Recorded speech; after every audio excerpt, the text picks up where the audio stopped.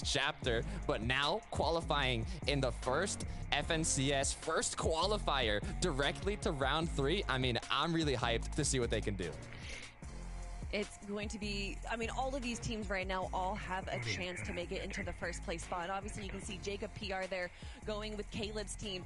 Defiable is going to be standing up for Panda right there. Really just cannot wait. But obviously, to me, it seems so weird to have an NA West without having players like Arkram and Epic Whale, Reet and Rex, not on the prediction screen, not in the top 50. But of course, again, everyone, on Sunday, we are going to have our second qualifier. And that is going to be the last opportunity for these teams to make it into the finals or to collect enough series points and make it into the semifinals. So make sure you guys are here for that. Twitch.tv/Fortnite. But I believe that is going to be it for us right now here on the analyst desk, everyone. Of course, we have to talk to our 2 casters that are going to be calling all of the action for the next 6 games, and it's going to be Jacob and Panda.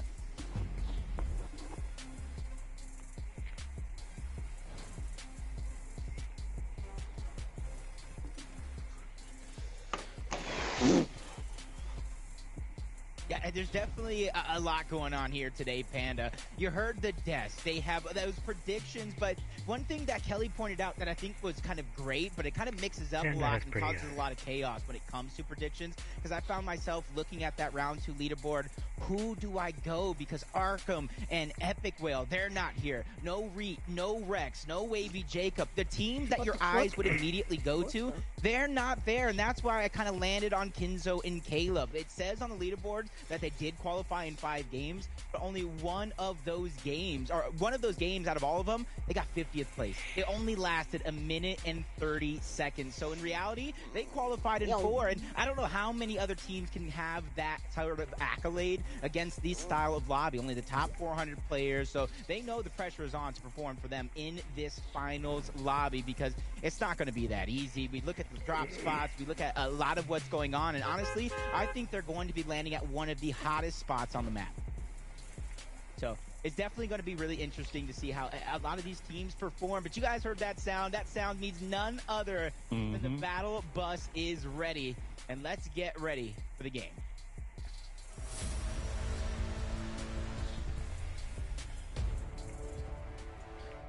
The moment is here. The bus is ready. And NA West is here to showcase why they deserve a spot here in the finals.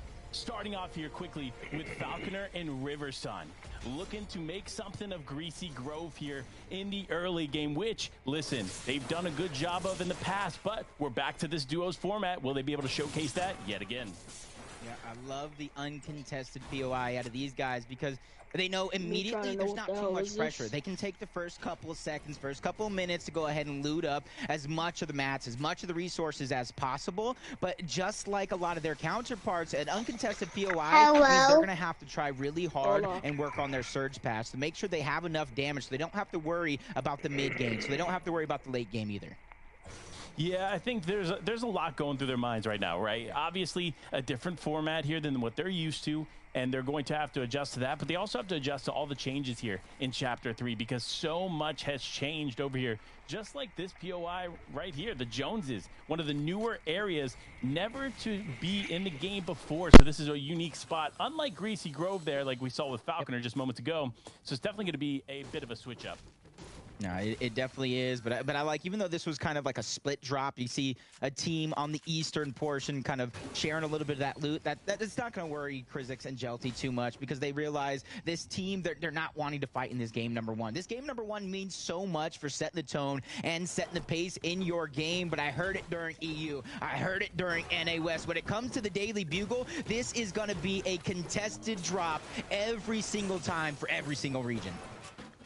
Yeah, it definitely is. I mean, we talked about it, or they've talked about it here on the other regions and on the other broadcasts, but no, Daily Bugle is amongst one of the most contested POIs, but also one of the most winningest POIs. I don't know if you saw that, but Daily Bugle and Coney have also been not only contested 3 out of 4, but they've also been responsible for quite a few VRs on the day. Yeah, that's kind of the trade-off that we were kind of talking about. You know, the first two duos that we've seen on screen, they are uncontested POIs. They have to worry about that surge. If you land at the Daily Bugle, it's a little bit more of a risk that you can agree with me there. But these off-spawn engagements, even if you don't go ahead 100% either for the elimination or it's going to cost you the game, it's going to get you that surge. So you're able to rotate off of that Daily Bugle and then not have to worry about it. So you can cement yourself a great position in towards the zone and then worry about it later. But it's going to be really interesting to see the surrounding players outside of the Daily Bugle, because they might not have the same access to those surge tags, so they might be trying to set up their own surge path to try to trap these players out. Yeah, I couldn't agree more. And one thing I really want to point out, right, we talked a little bit about predictions leading into this, but the boys over there in the Daily Bugle, Defiable and School, that has been my personal pick here on the day. I got a chance to talk to Defiable earlier on before the FNCS started, and they were very confident in what their performance could bring to the table, and we've already seen that so far in Qualifier 1. So if they can keep that same energy up, it could be an easy move over there to the finals. In order to see this early split, Jelty and Krizix, they like to get aggressive, and that's something I noticed in round number 2 in the early portions of their game. They would kind of make it towards the end game, make it towards the mid game, but they would find themselves towards the edge. They would find themselves suffering from that surge, or let's just say the lack of that surge. So it's going to be very, very important for them to either hunt down this team, try to take them out very early to get those tags, or go ahead and do the kind of common thing here and cement themselves a good spot in zone, a highly rotated spot that you know where a lot of teams are going to rotate in from. Get yourself some high ground, and then you can kind of go for some tags. But Jelty and Krizix, they know their loop path is not done just yet. They know that there's still more for them to do, but I like the way they're kind of keeping their awareness at an all-time high, always keeping their head on a swivel to make sure nobody sneaks up on them. Yeah, I mean, Jelty and Krizix, two of the veterans of the West Coast, of course, showcasing why they deserve to be here. Obviously, it's been a pretty impressive performance from them in seasons past, but Jelty just recently performing pretty well there in the Streamer Bowl. So it's interesting to see and showcase that talent here in Chapter 3, because despite this being an entirely new map, an entirely new loot pool, Jelty still finds a way to come out on top. Yeah, I always talk about Fortnite. It's just ever adapting. It's almost like a living organism, to where you've seen a lot of teams suffer from, you know, format changes, from not being able to adapt to the different weapon changes and things like that. And a couple of these guys that you're talking about, Jelty and on screen, Rich Homie, Quinn, and Wave, they've always been able to adapt. As it does look like that Daily Bugle contestation is finally coming down to a fight, and we're going to jump on board Smock and Herbie, who are in that box. It's getting chaotic. The damage is being traded off, and it does look like they're going to get that elimination in the end. But it looks like somebody got separated there for a short moment, which caused that numbers advantage to go over to Herbie and Smock. Yeah, listen, all it takes is just a second of focus in another direction and a few additional hits, and sure enough, you come out on top in an engagement like that, and that's what you want to see here from Smock & Co. But looking at the area, there's still some other players close by, so they could hear that gunfire and immediately begin to rotate. So it's going to be interesting to see if they can make their way into zone and find a comfortable spot without having to go through another engagement like that. And like how they don't have to worry as much. It's Covert Canyon. This is where a lot of the duos in the predictions, we got Jay and Dog landing over here. We got Kinzo and Caleb landing on this side, but it's one of the most highly contested, high-risk, high-reward spots. But if you could find a way to get all this loot and maybe get out uncontested, set up around Covert Canyon to get those surge tags, you can set yourself up for success. But like you heard a talk about in a lot of these different regions, if you're not too familiar with how to traverse through Covert Canyon, you could easily get caught off guard. You could easily get surprised by your opposition. So it's very, very important when you're in this kind of CQC, close quarter style of combat, to stay on that same page and not wander off from each other too far. So looking at it, trying to count 1, 2, 3, possibly even 4 duos still remaining around. So action could still be a possibility on that side of the map. Yeah, and if action does take place, the last place you want to find yourself is caught up in that vault. So they're going to need to start moving, at least get away from that positioning after they take advantage of the vault, of course. But it's going to be super important for them to get away and as far away as they can so they can start rotating, getting a nice position in zone here, like we see Falconer and Riverson doing, utilizing the taxi here really quickly, which is impressive, right? It just showcases that veteran knowledge of Fortnite for this duo and why they deserve to be here in the final round of Qualifier 1. But lots of action taking place close by, and Falconer looking to get involved, getting some nice tags onto Ozzy. Those are great tags for the Surge, and I like how these guys are so experienced right now, Panda. They know not to overstay their welcome. They're getting exactly what they need, and they're keeping the show moving. They want to go ahead and get that high ground, get a very, very advantageous spot so they can go ahead and continue on with their game plan. But for a lot of these other duos, man, that might not have that same side of success, they're going to be looking for those same tags. But for Falconer and Riverson, they got a couple of teams surrounding him. It may not be that high ground, but if anybody kind of gets caught off guard from these players from the low ground, they're trying to peek for their own shots, that could be more Surge damage for this duo.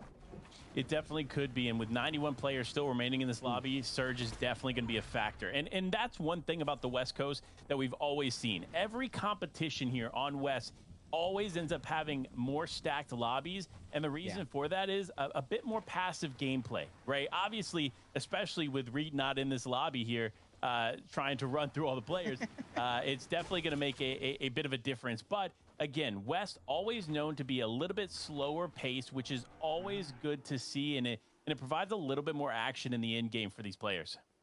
Yeah, I like that. They're just kind of feeling each other out. They're making sure nobody is kind of making that wrong move. And depending on where you're at in the leaderboard, the later half of today's games, that's when we're going to see a little bit more action. That's where we're going to see a couple players towards the bottom that might get a little desperate. A couple players on the bubble might try to make a couple more plays to go ahead and secure themselves a top 8 spot. Because this is just Qualifier 1. And we mentioned a couple of big names that didn't make it this far. So for opportunity's sake, Panda, this is for some of these unknown names' best chance to get into the top 8, qualify for that grand finals, and not have to worry about the rest of their weekend.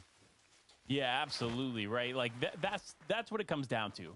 Because if you can qualify immediately here in Qualifier 1 and then not have to worry about going through another qualifier or even going through the semifinals to make your way to the finals, that's just going to take some stress off your back, right? And it's also going to allow you to properly prepare for what is to come, because listen, the finals is no joke, especially now with a format like Match Point. It's going to be super exciting to see how these players can take advantage of this new format. Yeah, not only that Match Point, but the entirety of the format with 32 points for a victory royale and then 3 points per elimination. I think that's almost that perfect balance, because you can kind of go and your continued old style of play towards that old format, but for those players that do find a moment to get aggressive, that get antsy for those eliminations, that's high risk, high reward. You heard Takada on our desk. 11 eliminations is equivalent. In fact, it's 1 point more than an actual victory royale. So if you find yourself popping off in a single game, but you don't get the placement you want, you cannot get down on yourself. You have to remain confident that you guys can continue to pull it through. So you have to make sure, as the formats keep adapting, as the formats keep changing, that you as an individual player, you as a duo can continue to grab it. At Coney Crossroads, you see a couple of big name duos going around, but Rich Homie Quinn hitting a gas tank, kind of a little bit paused, a little bit of a speed bump in their game plan. You know, the crazy thing is I was literally about to talk about how Rich Homie Quinn and Wave always find themselves in the finals. They're consistent. They know what they need to do here, and immediately they drive into a gas can. But, you know, listen, it happens. Sometimes you don't see those things down there, but some things you do see here. It's Mojo and Salco taking an engagement here in the mid game. A bit of a risky one here, too. Looking at that, it does end up going down. Salco now by himself, trying to survive, trying to make something happen, utilizing that Striker SMG to get into the box quickly. Smart play, but now it's going to be questionable. Might need to disengage here and take this a little bit slower. Yeah, that's something you kind of want to do, but for Salco, he might not have that opportunity to do it, because this is the same team that got those early eliminations towards the Daily Bugle. But with Storm coming in, they might just say, hey, we got our one elimination. We got more Surge, so we can try to go out, but it does look like they're going to try to stay here. They know Salco is probably trying to go for the reboot, and they're our first place team right now, so momentum is definitely a thing that they're going to try to hold on to, but Salco knows he has to try to escape, and I wouldn't have a shot if I was him. He's just making sure that they know he's still there, but he's definitely one of those players that wants to earn every part of his accolades, but he might have regretted that decision, as now he becomes a target with 3 chug splashes, with a cabbage. He has enough to get those hills back up and possibly make it in towards Shifty Shafts. Yeah, see, I think it's in Salco's mind, he's like, look, I have the heals to out-heal this for the most part, right? I can end up rotating left, rotating right, as we see now. The tags are important, right? The last thing that he wants to deal with on top of Storm is Storm Surge. So being able to stay above that surge threshold is going to be super important here for Salco, especially considering he's down a teammate. So he is going to have to adapt here pretty quickly and try to find a way to potentially get his teammate back into the game. But Jelty and Krizix, on the other hand, looking really solid and now getting some much needed tags here for Storm Surge. Yeah, I like how you can kind of tell a lot of these experienced players just taking it slow. They're being very, very patient because they know the later this game goes, the more opportunities will naturally prevent themselves towards that end game. But they want to go ahead and not necessarily work together with that other duo, but they realize this is Battle Royal. This is last man standing. If you have an opportunity to lobby a player, you're going to go ahead and take it. And Grandpa Smoke's already out and hurting, looking like he's definitely hurting here. No pun intended. Dropped down to 33 HP for that moment, but he's definitely going to get eliminated there. Wiped off the face of the planet is Rich Homie, Quinn, and Wave looking like they already took an early exchange, having to take a moment here to breathe, get that HP and shields back up for Wave, who's already still being pressured by this duo over at Logjam Lumberyard. Yeah, and one thing I do want to mention, you see these players that find themselves outside of the zone here, they're doing a good job of controlling the pace, right? Despite them getting into an engagement, getting an elimination here, they still understand that they need to start moving, and that's why we see Fade and Zaire here just beginning to rotate. But they need to be careful. You see all these other players on the outskirts. While we're able to see that, they aren't. So they need to make sure that they're rotating appropriately. But now we switch back over to Defiable and School. This duo, again, having a little bit slower of a start than other teams, but doing, in my opinion, what is necessary to make it to the end game and get some serious points. Yeah, and on the other side of them, we got Klux, and I do believe that's Shades. Very, very good performance throughout these qualifiers so far. Very, very, I would say placement heavy, but they still find a way to get those eliminations to qualify for this lobby. But specifically Scold, I like this guy because I've seen him come up playing with some underground players like Bane and Jan, who's actually performers in solos, now worked his way into this grand finals lobby. As now seeing Winter and Russo looking like they're going to be down below Surge just by a little bit. But I do believe one player has to get eliminated here, so they definitely have their work cut out for them, or possibly have to go as they fall even deeper below that Storm Surge threshold. They have to figure out a way where they're going to get these tags from, unless they're just going to go ahead and say, hey, we're going to wait for that elimination to come through. We're going to sacrifice our heals and hope to make it through the end game. Yeah, I mean, definitely a risky play, but they do have the heals to out-heal at least this one. But regardless, they're going to have to worry about it in the future. See, fortunately, it has dropped under 70. Now they don't have to worry about Storm Surge anymore. It's not going to be a real factor for them in this moment. However, those surge tags are going to be super important later on in this game because, listen, if you're down and below Surge now, I can only imagine what it's going to look like for you later on. Yeah, and I like the way you kind of pointed it out. Just because you're surviving in these situations, not picking up that Storm Surge, that doesn't mean you're thriving. You still have to figure out a way to get those tags later on in the game. But I will say, it becomes a little bit easier as everybody's stacked together. Mush, but right now it's not easy as big tags come in. Russo shields are going to be dropped, and that's why I mentioned the shields. Having to use them early to outlast that Storm Surge could cost you later in the game as they're figuring or struggling to survive here. They're becoming the target of the lobby. Russo's going to get dropped down low. They're getting pushed back in towards the Storm as this duo is not able to figure out a way for now. They're just trying to survive, like I said, and they're not thriving just yet. But I do believe if they can come out of this one, figure out a way to get a refresh, that will be the momentum shift that they need. Yeah, not only do they need a momentum shift, they could really use an armored wall right now, to be honest. And unfortunately, it's just not going to work out for them as Russo and Winter both go down. So many players on top of each other, whether it's Midi, Inco, like, I mean, there's so much action taking place in that one spot. But it actually seems to be this entire edge of the zone with Jelty at 1 HP just picking up Krizix in time. That's one of the that's one of those things you don't see every day. You're literally living on a prayer if you're Jelty. 1 HP, you got the big pot. I wonder what type of hill Krizix has because it doesn't look like these guys have much at all. 40 mats onto Jelty. Possibly should be looking for a refresh here. Maybe looking to recycle a jump pad to try to make it in zone, but I don't think that would be the case, getting shot out of a sky like Duck Hunt. So definitely, I think the play is try to get into a box of one of your enemy teams that are close by and try to take advantage, because at this stage in the game, if you continue on, you're just basically, I would say, just waiting to get eliminated. Absolutely. And looking at how far away they are from zone here, they need to make a play, and they realize this, right? They notice that these players are close, and they're trying to disengage, but it's going to be tough for them with these players so close by. However, Surge now active again. People are going to get stressed. People are going to start looking to these players that are rotating, and they're going to try to get some tags. So Krizik and Jelty not in a solid spot here as far as this position in the game. However, again, so much time for things to change, but they are not only going to need some tags, but they need to focus on getting into zone. Oh my, Krizik gets a miracle dropped in his lap, unable to get the knock, but the refresh is what's more important. Actually did get the elimination and the siphon, gets the mats, the med misses, which is going to help later on the game, but still lacks the shields to go ahead and go ahead, but he's going to be able to try to reunite with Jelty. Both these players are going to have to take the moment to breathe towards the edge of zone, try to heal up as much as possible, but I think the goal for this duo kind of remains the same. They're still in dire need of a refresh because those shields are going to be so important. They lack a ton of light ammo. They don't have an AR to use on the side of Krizik, so it's going to be very, very important how this duo will play the rest of this game, but it looks like they're going to try to get in another box. See shots going back and forth on many other duos, but Krizik becomes a target. Jelty's going to get dropped. Krizik tries to go low below that cover with only 5 builds, though. He is definitely have an uphill battle if he's not only looking to survive, but thrive in this situation, as he's using all the other shots from everybody around him as a distraction to try to survive in this situation. And that's why he's not using the med miss just yet. Yeah, absolutely. And look, Krizik is finding himself in a position he definitely does not want to be in. Fortunately, though, Surge is not going to be one of those concerns for him, but losing his teammate, not having additional shield, and trying his best not to make any noise here. It's going to be interesting to see how Krizik makes it out of this if he is able to. But with the zone pulling as far as it is, it's going to be a tough rotation here for Krizik. But there's so many players here.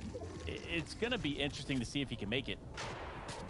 Possibly looking to, I want to say he's looking to recycle a jump pad because I don't think he has enough builds to kind of traverse through. Looking where it goes, possibly even try to get that shot off for the refresh, but he is definitely going to be a target coming out of the sky.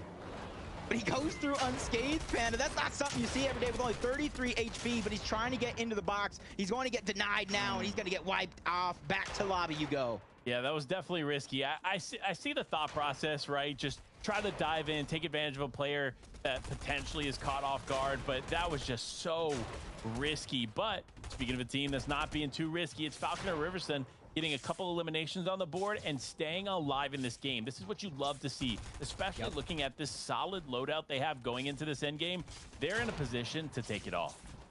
Yeah, that's what I said. That experience that this duo does have underneath their belt to know that those opportunities, they don't have to rush anything early on in the game. They just got to get their surge and make it this far, because opportunity after opportunity will naturally present itself towards the end game. You see the picture-in-picture, Rich, Homie, Quinn, and Wave, like you talked about, always making it towards the finals, always making it towards the top half of the leaderboard, but yet to take home the gold. And I think this season, I think they have the best chance. They have that great balance between Fragger and IGL between the two. I think Quinn's been working on it all season long to perfect it into trios, and with one less player to kind of micromanage, I think that makes his job a lot easier.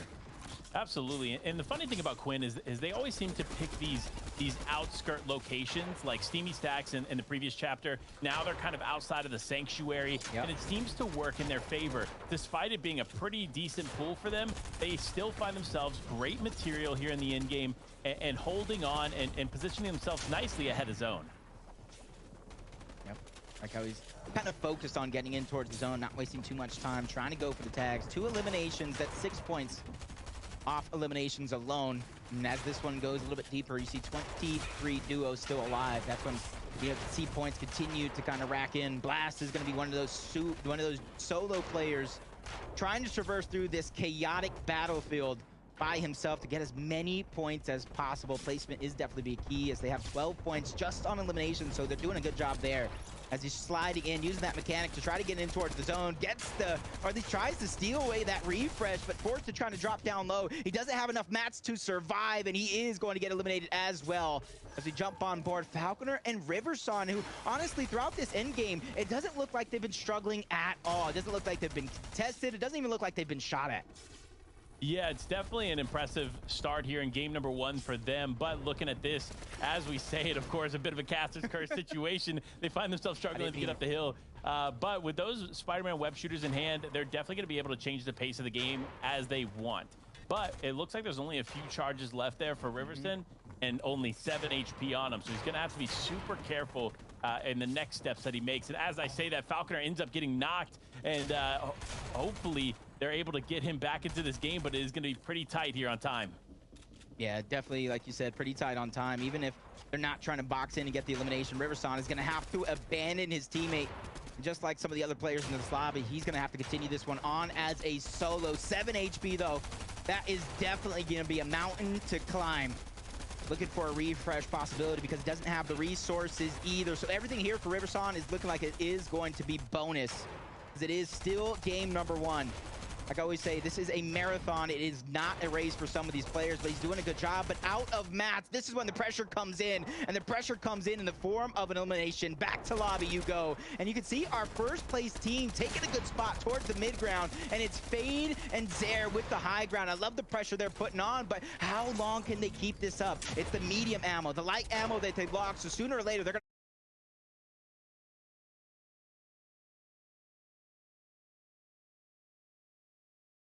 Striker SMG to make something happen. That's not enough to maintain high ground, especially with only 20 builds remaining. So they're going to have to either get a refresh or they're going to have to change layers. But speaking of people that are mastering their layer, it is 40R Storm and Cadenox slaying out here, getting a couple knocks there and a full elimination there onto Jay. Great start here for them. Jay and Dog both going back to the lobby here, but Cadenox and 40R Storm staying alive, getting some nice tags in, but also taking quite a bit of damage. Yeah, I love this duo. Barely able to qualify into the grand finals at 48th place, but that's sometimes all you need. You take an inch, you make it to the grand finals, and you stretch that inch into a mile. You see them trying to burst towards the end game. They end up in another battle. Great elimination is going to be Ignite going down. That's Vlux's 40R. He drops down low. He doesn't have the builds to get back up. He finds the refresh mats, and that must be the miracle he's looking for, because now he can continue on in this game with Cadenox, and that 48th place means so much because he chops down Fade, who at one point or another had that high ground, loses his teammate, that's no problem. 1v2 situation, 40R Storm, he has what it takes, trying to take away the high ground, but runs out of mats. He gets dropped, and Zare's gonna take game number 1. What an impressive finish here for this team. You see them on the high ground, you see them change layers, and so much worked out in their favor. But for 40R Storm and Cadenox, they had such a great run there at the end. It's going to be interesting to see how this leaderboard ends up shaking up here, because so much took place in those final moments. Yeah, how many eliminations did he end up? We got 8 right here in the replay, 11 right here, make that 12 as soon as he was able to pick that one up. So 12 eliminations and a second place. Like I said, the team that qualified for finals in 48th place. All you need is a chance, Panda. All you need is a chance to step up to the plate and knock it out of the park with a victory royale home run opportunity. Well, big congratulations there to Zare and Fade to start it off. But guess what? That was only game number 1. Job's not done. There's still 5 games to play and so much action to break down. But until we can get into game number 2, let's go ahead and have the desk break down what we just watched. Oh my gosh, in just a moment, it looked like 40R was going to win the 1v2, but the VR did go to the way of Zare and Fade, so congratulations to that team. And I mean, we all know high ground wins games, but doesn't win the whole tournament. Well, with 1 game down and 5 to go, Clay, there's still a lot more to talk about. There really is, and that zone was one of those ones where low ground was always going to have more points overall, just because everyone was funneling into them, right? You saw 40R popping off of Elim after Elim after Elim. That's because it was so tiny there at that final little moment on low ground, while high ground still had a lot of room to work with, so they didn't get to drop down as soon as they wanted to, and obviously that's going to cost them some Elims. Yeah, Takata, for me, this game was all about the closeness, how close everything was, and there was a moment where Jelty and Krizix almost went out, but then they were able to hold on for just another few moments. Exactly, Kelly. I mean, if you took a look at the mini-map, right when we were getting to the half and half zone, the amount of players on the south side of the map was incredible. That's partially due to Storm Surge being so impactful in these first games where there's an incredible amount of players alive, and they have to get that damage done or they're going to get eliminated. Oh, without a doubt. But let's take a quick look at some more highlights that we got to see today. And of course, if we talk about NA West highlights, we have to talk about Riverson, who super low, performed really well. You know what? Let's actually just play the clip because I know that you guys are going to want to talk about this play. Indeed. I mean, look at this. He had great positioning early on, and just look at the aim with that SMG. He's hitting shots that are really hard to hit, really hard to pull off. And look, somehow is able to find his way back into this from this low ground position. He's not near Falconer at all at this point. Is 7 HP at this point. Is able to build out, no match remaining, almost able to clutch it up, but going down. But hey, again, in that moment, any points that you're getting, any placement that you're grabbing is that much better for your team, because again, remember, it's top 8 today. There's a lot of wiggle room there. Yeah, and if we kept watching that in that perspective for a minute or two, we probably would have seen the best web sling, I think, in the at least for game number 1 that we've seen so far. Riverson pulling a great movement there, which obviously mobility is the name of the game here in Chapter 3. But let's take another quick look at Rich Homie Quinn, Takada. Rich Homie Quinn. We know Quinn from being incredibly smart in how he plays. He's the IGL of his duo. He makes the calls, he tarps, and he gets the positions you want.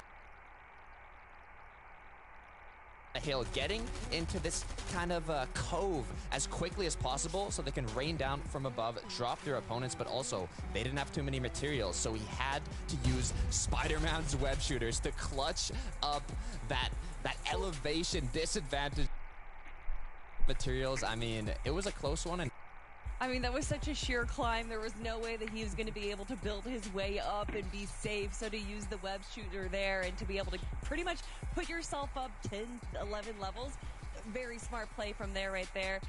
But, you know, we have a lot to talk about. A lot of teams, you know, Jay and Dog, the team that I got to pick, performed pretty well. They were in the mid-ground, holding it well. But, Clay, for me, we have up on top the team, of course, that we were talking about, Caden and 40R with 12 eliminations. Ooh, and look at that, 14 points ahead, solely based on those eliminations. That is how you come out swinging out of the first game. But again, look, that second place team, they won overall, not too far behind again, but the spread gets pretty big as we start to go down. Dog and Jay, though, Kelly, in 5th place. Ooh, all right. What about you, Takada? Any names sticking out for you? Oof, I mean, we've talked about them. J-Dog, we have 40R Storm, Caden. That is showcasing how powerful eliminations are in this format. Like I said previously, 11 eliminations is equivalent to a victory royale of 32 points. So Caden and 40R basically just got double victory royales. My goodness, right there, everyone. That is what we have just for game number 1, and we still have 5 games to go. And of course, everyone, I believe there it is. The bus is ready to go, so let's hop into game number 2 with Jacob and Panda.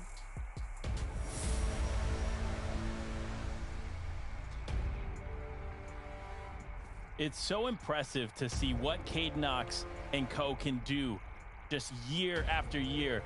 FNCS after FNCS, they still find themselves being one of the top teams competing in these stages, and it showcases it there. Despite them getting a 2nd place, they still walk away with that top spot on the leaderboard, and we get an opportunity to see why as they are diving into Tilted Towers. Again, one of those great new POIs that have returned to the game, and on top of that, I believe there is more loot here at Tilted Towers than any other POI on the map. Thank you, Risa, for that fact.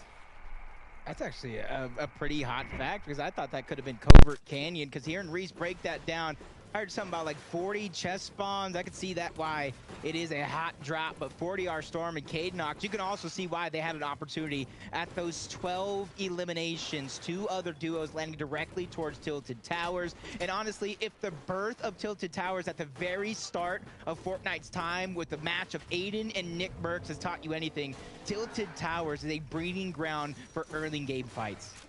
It absolutely is, which is going to be interesting to see here for 40R and Cadenox, because we saw them with the amount of eliminations they had last game. They clearly won their off-spawn engagement, but it does look like 40R is taking a little bit more time here, being a little bit more patient, which is actually super important in my opinion. You don't want to just rush in and try to take out any opposition that's close by. You want to be a little bit more smart. You want to take it slow, get what you need, and then take an educated engagement, take an educated fight instead of just worrying about what happens here in the game. I like the way they're just taking their time, and that's where you can see a lot of these experienced duos, whether they barely got in or not, as you see another one of those on-screen early game fight off the drop blast, and oh, what was that? That was a nice auto shot to go ahead and save the day for that moment. Kytrex, one of the OGs, and I do believe is this duo Harutos? Yeah, I think it is Doritos and Kytrix hanging out here, getting some early game eliminations, which is really positive for them. They need that, right? They need to show that, you know what, despite game one not necessarily going completely in their favor, they're still in it here in game number two. So a great start there for them. But Wale and Vanillas, you know, it's funny. We actually watched Wale do some pretty incredible things here in the Grand Royale. So it's nice to see that he's made it in the duo format and also made it here into these finals in the qualifiers. So it's a good start here for them. They find themselves in zone. So this could be a position where they just relax, take it easy, don't waste too much material. But knowing Wale, he's probably going to go for an engagement. Yep. Wrap by an 8, though. That's not necessarily the smartest engagement you want, because even they don't necessarily land at a named POI, they're definitely a team that's looking to make some noise this season and kind of put some their name amongst the best of them. You know, we always talk about Reet and Rex. We're always talking about Arkham and Epic. They're a duo that's always kind of been on the bubble to try to have their name in the biggest fights of them all and the biggest conversations of them all. But Rich Homie Quinn's another one of those players, another one of those solos, a big influence in the West community. And like you said in that last game, they have those unorthodox drops, a little bit of a split all the way from Steamy Stacks the last couple of seasons, now with the Mighty Monument. And he always figures out a way not only to survive the surge throughout the portion of the game, but to thrive towards the end game. Like I said, it's always towards the top half of the leaderboard when the dust has settled that this man finds himself. Yeah, I mean, look, I think it's the patience start, right? Rich Homie Quinn knows how to handle the end game. It's just a matter of getting there for them, which is why they play those outskirts. They play more patiently. They know when to get to where they need to be. But speaking of where they need to be, it's on the ground, because these builds are just breaking as Blizzard gets involved, but his teammate Victor ends up going down. Yeah, this is very interesting enough, because this is the duo. I do believe they contested Reet and Rex to qualify for this final. Then he drops down, gets directly into the box, pulls out the stinger, lands a lot of damage, but 2 versus 1. It doesn't take a math wizard to know how that one's going to go down, but their job is not done just yet. A third party waiting in the wings, maybe a fourth party as well on this side of things, waiting for that moment to strike, as Coney Crossroads becoming sort of a hot breeding grounds for some early game action in this game. Well, absolutely, especially when you look at where the zone rotates to. It rotates to the edge of Coney, meaning that this engagement that they just took basically sent a flare out to any players that are not only rotating, but players that are in the area that some action is taking place here. So they had to be careful. Fortunately for them, they're not going to get focused too much here. However, it's still a bit of a risk there. They had to use material that unfortunately they just didn't have to use there, so they're going to have to find either a refresh, or they're going to have to spend quite a bit of time getting some of those resources back. But Jelty, Krizix, a team that has not been shy here. They have been a little bit more patient in the early game. However, it shows why. Look at the material they have here. Such a great start, and this is what you love to see. Now it's just a matter of finding a nice position in zone, and they'll be good to go. Uh-oh. Foxy going down. Javon's going to be by himself. 2v1. We saw it last time these numbers come.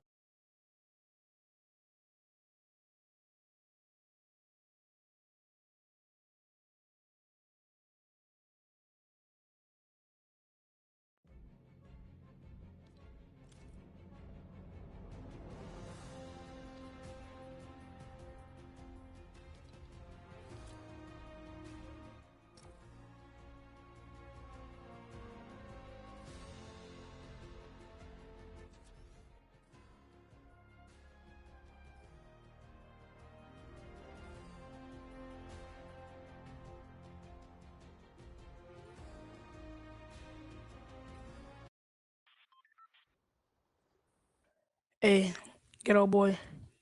Hey, ghetto boy. Hey, dribble out. Oh yeah, cross him. Oh yeah, yank him. Oh yeah, yank him. Oh yeah, snappy. Oh yeah, spinny. Oh yeah, crisscross. Oh yeah, yanking. My nigga, man. Hey, like you. Hey, do it again. Hold on. He like you kissing me. Bro, you kissing me, bro. Get your fucking lips off me, bro.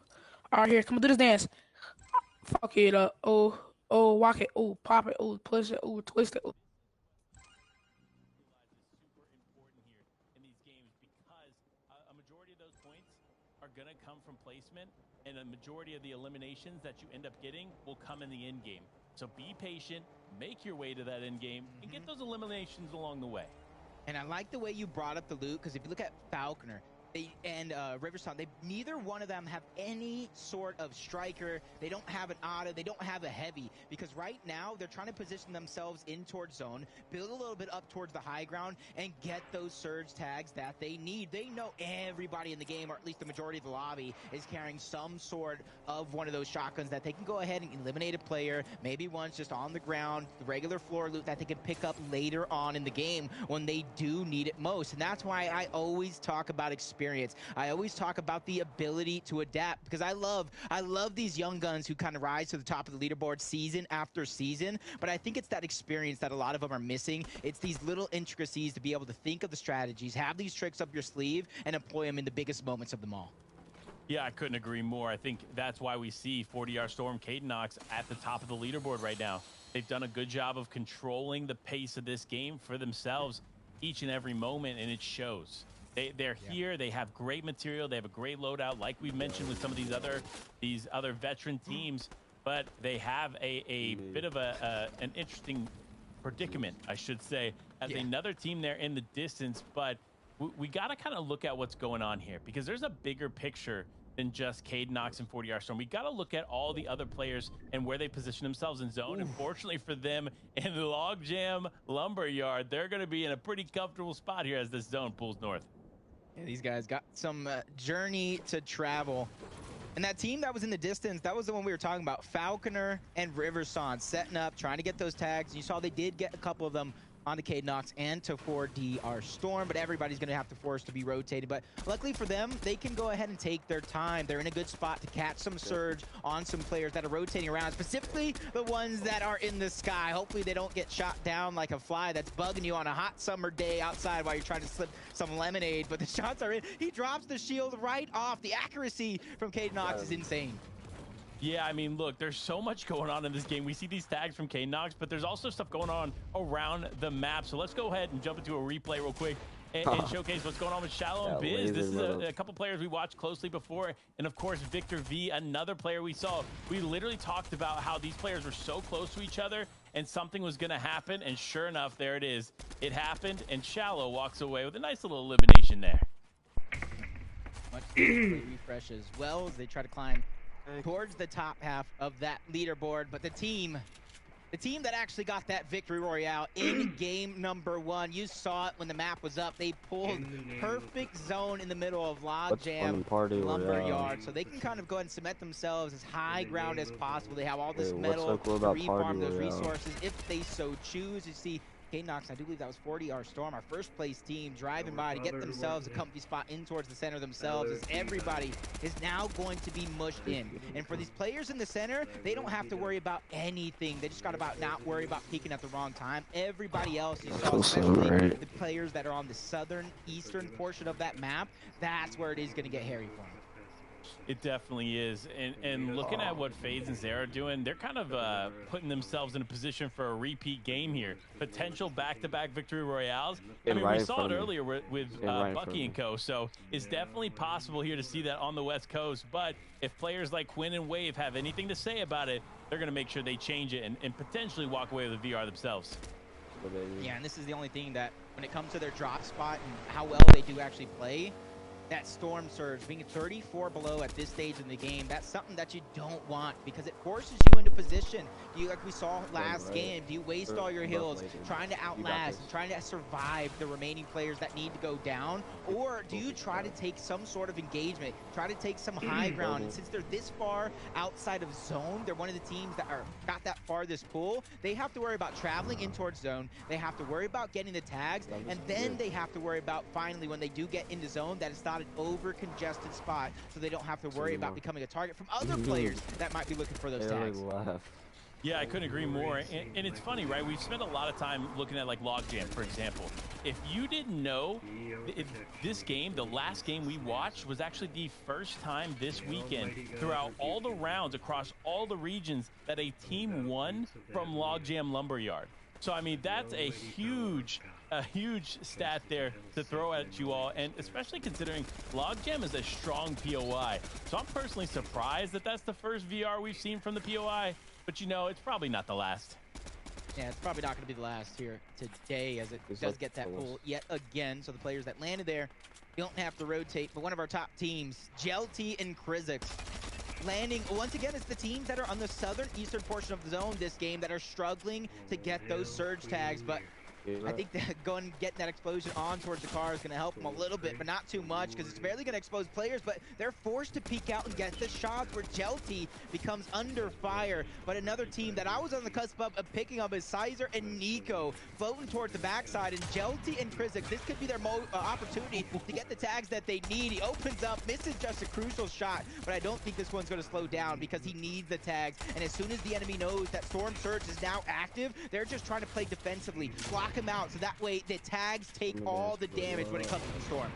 Well, like you said, they definitely need the tags here. This is the opposite of what they want to be dealing with here for Jelty and Krizix. They need to make sure that they are staying alive in this moment and holding on, but they're still 41 damage below. They're going to have to get a few tags off here onto Nico and Co. And of course, as I say it, they're diving in, trying to get some shots, and players looking from all around. Fortunately, they do get above the damage threshold, but not by much. Only 46 damage is not enough to feel comfortable. That's why you see Jelty and Krizix still pushing up against this box, still hitting these walls, because they know this is not enough to keep going in this game. I'm gonna go watch this, yeah. The tag that they did got on, they know these players are weak, and without Storm Surge kind of on their some action over they here. can take their time. They can do exactly what they want, and there goes the down onto that first player. Jelty's gonna pick him up. Krizix is gonna go in for the cleanup, giving that siphon over to Jelty, and goes back to back as he takes out Sizer as well. Great squad wipe for this duo that was struggling for Surge, and this is where they can finally breathe. The pressure is definitely off their back, and now they just have to worry about surviving and rotating in towards the zone. Yeah, I mean, look, with the zone pulling central to Logjam, it's going to be interesting to see what the players can do, but fortunately for them, there's a lot of existing builds in the area. Hey, can I set it anywhere real quick? Save them some very vital resources here in the end game. But you see players like Riverson still opting to use heavy material here in the third zone, despite there not being too much to refarm, especially with the amount of players here. Hey, I need to ask for a favor for you. If they're smart, they're going to know to rotate through these existing builds. They're going to try to Hey, get Brody. as much as they can, refresh as much as they can moving forward. But I think it's more important for them, as you can see here, to get those tags. Those tags are going to make a huge impact here later on. Yo, as bro. long as they stay above that surge threshold. Yeah, You're not this here. team has been doing. We saw them in the early portions when they ran up Can I get against the impasse real quick? 40R and Cadenox towards that bridge where they were just real going for quick. tags all game long. So it alleviates the pressure throughout the course of what's the up, my game. So nigga? even though they might merely be 140 above that last time we did see them, they know that it's just calm, cool, collected. As you see that replay that we saw early on. No, it's actually going to be another one. They continue the domination on the side of Jelty and Krizix, taking out yet another duo. And sadly enough, it was Moose who went down first.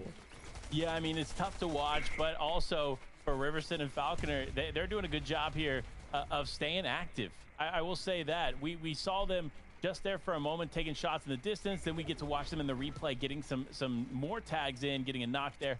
So impressive performance there from them so far, but there's still so much left in this game. We're only in the fourth zone here as Rich Homie Quinn and Wave just try to gather some intel and try to find the best way to rotate into zone here. Okay, wait. Lucky for them, they do have chili splashes. They have a jump pad. And they're right next to zone, so honestly, they don't even have to use either one of those. They can rotate yeah. as late as they Let me find possibly it. want, but you can see a team towards the high ground who also has to rotate, by the way. Oh, Just no. has them Well, kind of I pinned. I wouldn't have call this them pinned emote right down, but it here. has them in their sights. It's That's why kinda like that. Rich Homie Quinn Like this. and Wave are kind of playing a little bit more patient because they don't want to step forward. They don't want to take too much damage and become a target in the lobby, especially since they know a duo is right below them, waiting for that opportunity to where if they get dropped straight in their box, you can see the opening happening from Krizix and Jelty. We know how aggressive they like to get, and with almost 500 light ammo shots in that Stinger SMG, Jelty's just smiling ear to ear for that opportunity, waiting for it. Yeah, it's going to be interesting regardless, though. But Jelty, smart player, looking to just find a good position, a good layer to transfer to. And there it is. They see these other players rotating away, and Jelty's like, nope, this is our time. This is our time to strike, our time to rotate.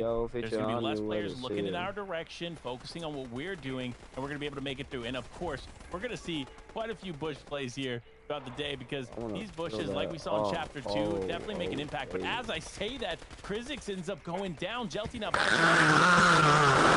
some of the loot there from Krizix with that Spider-Man Mythic in hand. However, with Kinzo and Caleb there right on the loot, it's going to be tough for Jelty to make something happen. Yeah, they forgot about the buddy system, Panda. They forgot about the buddy system. Jelty just went too far ahead. Krizix was by himself as a solo. I think those I might are those dip, little broski. moments. Those are those split-second decisions that can really cost you. And for that team that I'm got gonna that go elimination, I do play believe it was some Pars, solos. that's one of those refreshes that you could possibly need to survive throughout the rest of this game. But Fine, you kind of daddy.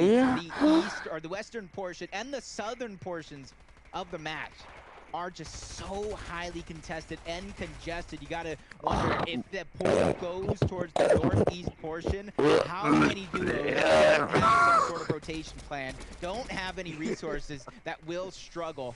And in just a few seconds, we're going to see it actually goes south. So a lot of duos have escaped with a miracle.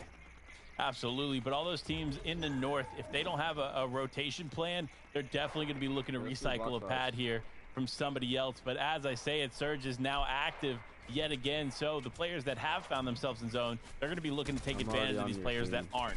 So it's going to be interesting to see how these players begin to rotate here in this zone because so many teams are not in and they need to start moving here pretty quickly.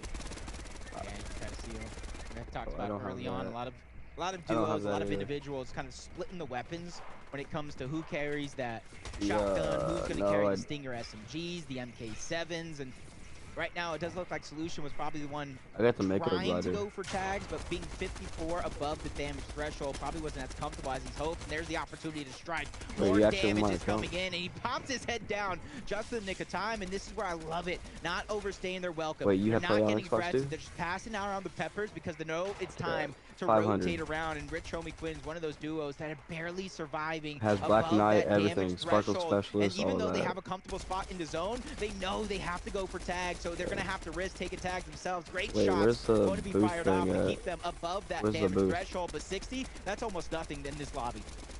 Yeah, I mean, it really isn't. They need the only to skin make I something happen, of don't course, have is a as they Renegade Raider, pressure which I that wall. regret The not armored buying. wall comes out from the other team, which is actually a really solid play. We didn't get to see too many armored wall plays in the previous game, so it's nice to see them really that getting skin's not used rare here. anymore. But it looks like Quinn was not the only one with the eyes on that team. It's 40R Storm and It came out like in looking to get season some 8. tags there as well. Remember Gets a that? nice 21 white tag, but as I say that, K-Nox ends up going down, so immediately going to need to back up here and try to res his teammate. But 40R Storm says, you know what, no, the team is pushing in. Gets a nice tag there for 40R Storm. Is going to need to look to keep this going. Get some really nice tags, but these players are just relentlessly pushing into the box, and no, 40R goes down. This is not the game 2 that they were looking to have. Yeah, our victory royale Hey, winners yo, where's the booth? in game number 1 go down. I I'm want to say gonna pretty follow early, even you. though this is the end game, but with 25 teams still alive, I would say that's He's pretty early showing for me. anyone's liking. They don't have the eliminations to back it up as well.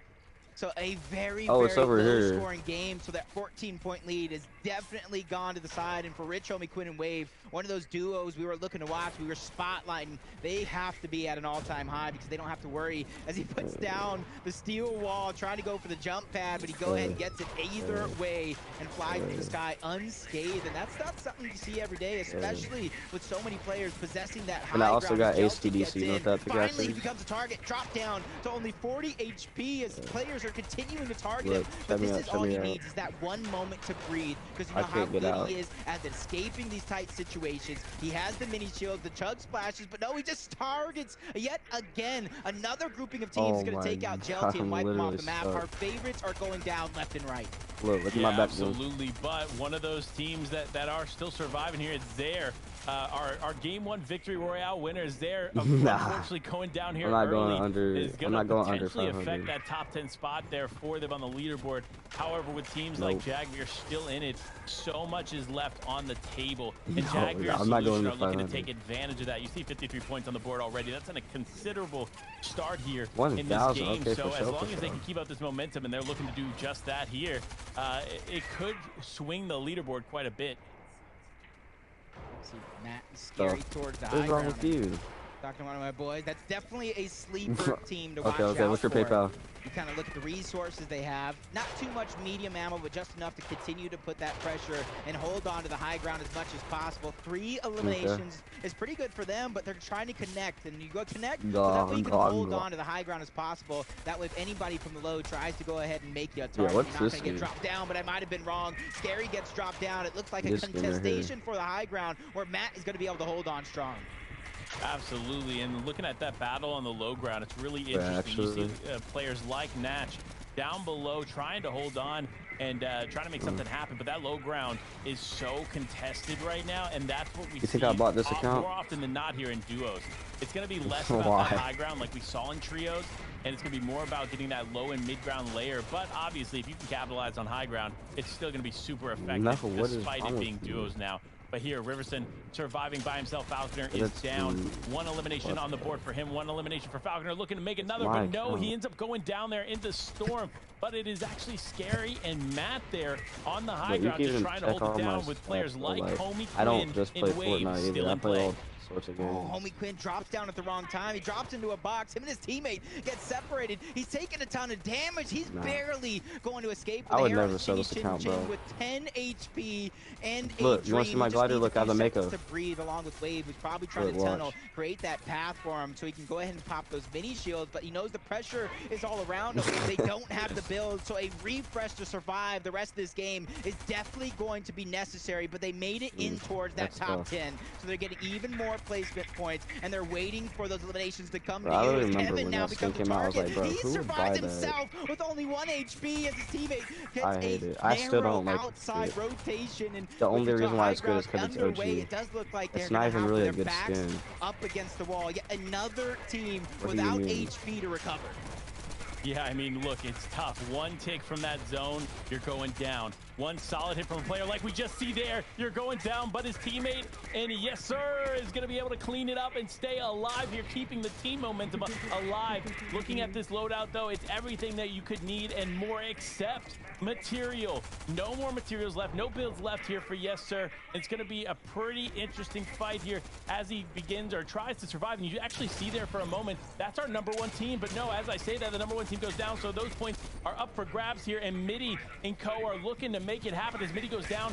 Vor is still in this game, looking to take some shots, but as I say, that player is just dropping left and right, and it is all over. Matt and Scary Fan from the high ground keep the game alive and take home the victory royale.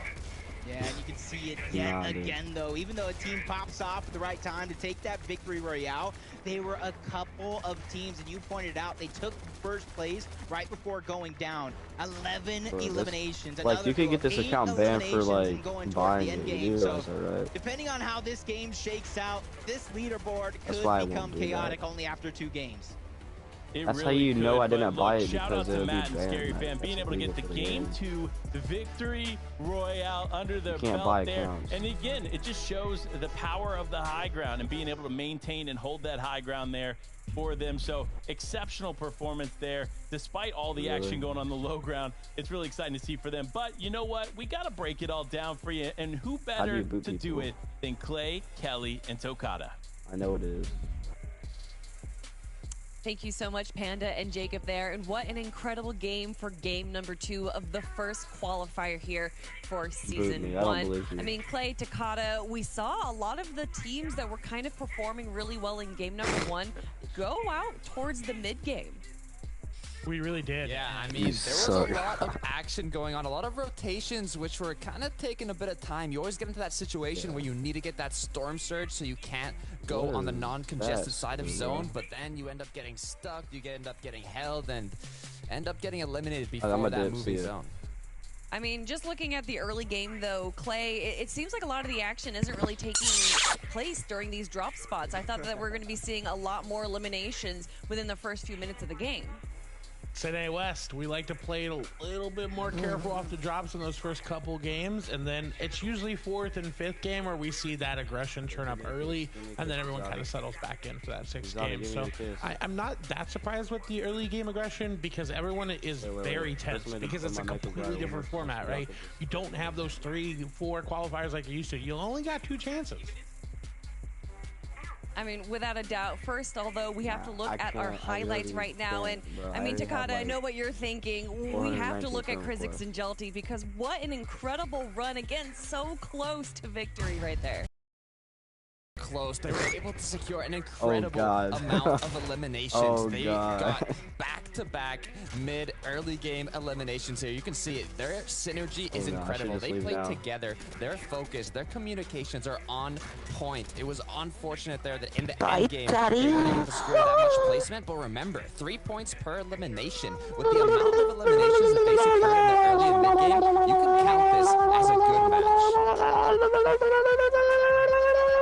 Indeed, and honestly, Jelty is doing what he does best. Like, look at that. Finding such a beautiful set of elims and everything he needed to rotate through. The Spider-Man web slingers, he had that launch pad as well, but unfortunately wasn't able to edit out there in the last possible moments to get away. But still a phenomenal performance nonetheless. All right, well, let's take a quick look at our standings right now because after game number 2, I think a lot of things shook up in the leaderboard. And in fact, 40R and Cadenox lose their first place spot, going down only a 3-point difference, though. And honestly, if you look at everyone in the top 10 right now, Takada, it's a close race. It is an incredibly close race, Kelly. We have 3 teams at 60 points. First place team at 69, second place 66, and third place and fourth place at 65. This is anybody's game. Really is. Look at third place, though. That's Mitty and Fernie. My pick right there coming through up to 65. And I mean, look, the spread between placement points and elims is pretty close at the top there. So I'm excited to see how everything ends up unfolding and the bigger names showing up. Oh yeah, they're going to be showing up, but obviously we still have 4 more games to go. There is a lot of opportunity for some new teams to come up into our top 10, but what it's about the top 8 because those teams get to go straight to the finals and don't have to worry about surviving the semifinals. But I obviously have to toss it to our casters right now because guys, 2 games down, 4 to go. How are you feeling? Listen, it is not necessarily about how we're feeling. It's about how these players are feeling. And you know what? Listen, it boils down to drive. It's about power. These players staying hungry and devouring the competition here. Going into game number 3, it's going to be super important as we get ready for the rest of this match. Because, look, there's still so much left on the table. So many points up for grabs here. Jacob, man, after game number 2, what are we trying to expect here in game 3? Honestly, at this point, I'm hoping, or just, me being a caster, not having to play a little bit more action towards the early game, but understandably so, as this one is definitely ready to get underway. A lot of these duos taking the first couple of games to just test the waters, figure out what they need to do and how they're going to react to everybody else's game plan mixed in with their own. Well, without further ado, let's go ahead and go into game number 3.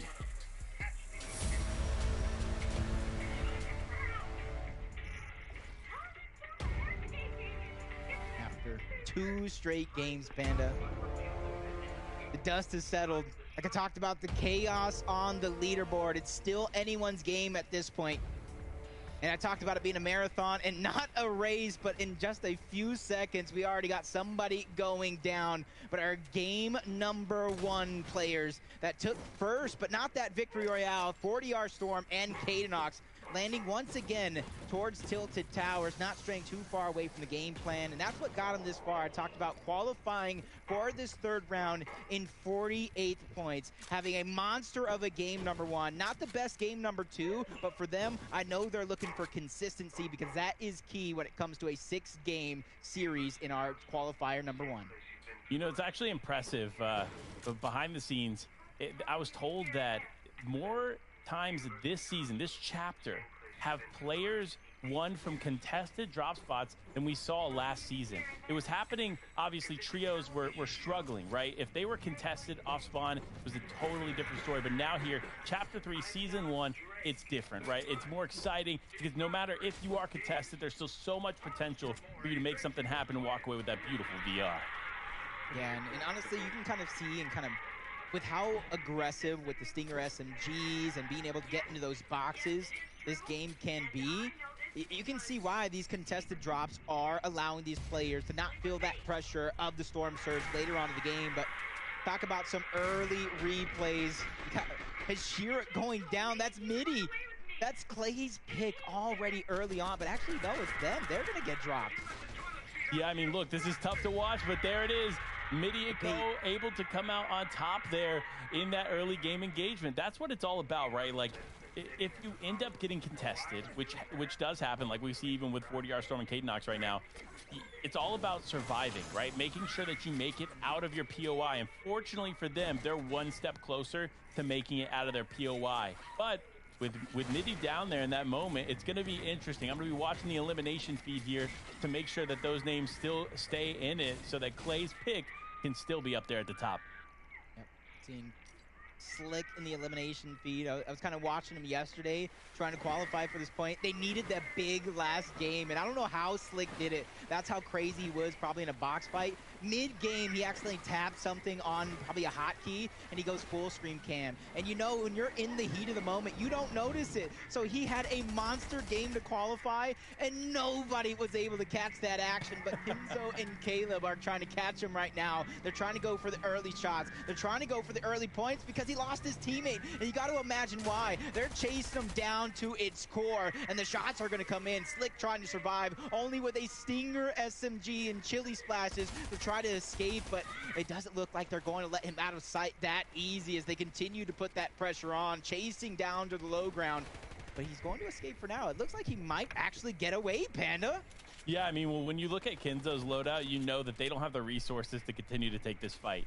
Right? You see the limited material they have, you see the limited ammo there in the Striker SMG, or the Stinger SMG. There's not much to work with, to say the least. So they are going to have to back up here, especially now with another team closing in on Caleb and Kinzo. See, this is the risk you run when you try to take an early game engagement. Other teams in the area, like Wale and company, they hear that and they try to pounce on it while they can to get that third party in. Yeah, I like that, especially since they know it's still very, very early on in this game. So depending on